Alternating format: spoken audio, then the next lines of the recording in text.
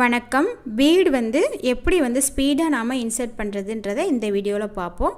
இப்போ பார்த்தீங்கன்னா உங்களுக்கு தெரியும், பீடு ஃபுல்லாகவே கண்டினியூஸாக அப்படியே அடுத்தடுத்த ஸ்டிச்சஸ் போட்டுகிட்டே வர மாதிரி இருக்கும் பாருங்கள். இந்த மெத்தட் தான் ப்ரொஃபஷ்னல்ஸ்லாம் அதர் ஸ்டேட் பீப்புள்ஸ்லாம் இருக்காங்க இல்லையா, அவங்க பண்ணும்போது இந்த மெத்தட் தான் ஃபாலோ பண்ணுறாங்க. ஸோ நிறைய வீடியோவில் நான் நோட் பண்ணேன்.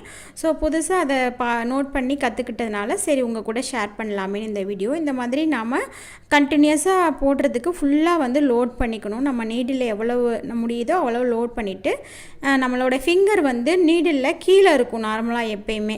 பட் இந்த மெத்தடுக்கு நம்மளோட ஃபிங்கர் மேலே இருக்கணும்.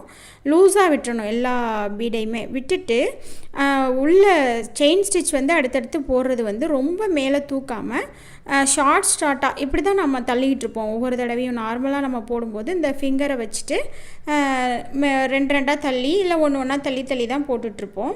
பட் இதில் பார்த்திங்கன்னா அப்படியே ஃப்ரீயாக விட்டுறணும். நம்மளுடைய ஃபிங்கரை இப்படி தான் தள்ளிட்டு இருப்போம். நம்ம எப்போயுமே நார்மலாக ஆஸ் யூஷுவல் நம்ம நார்மலாக 1 அல்லது 2 தள்ளுவோம்.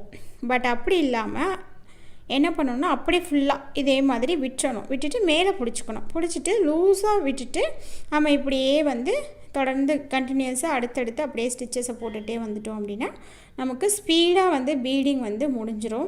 இந்த மெத்தடை நல்லா கற்றுக்கிட்டோம்னா நமக்கு ஜர்தோசி ஒர்க் பண்ணுறது ரொம்ப ஈஸியாயிரும். ஸோ அவங்கெல்லாம் ஜர்தோசி ஒர்க் ஏன் ஈஸியாக பண்ணுறாங்கன்னா இதுதான் காரணம். பீடிங் அவங்க இந்த மெத்தட் ஃபாலோ பண்ணி பண்ணுறாங்க. ஸோ அதனால் ஜர்தோசி ஒர்க்கும் அவங்களுக்கு ஈஸியாக வந்துடுது.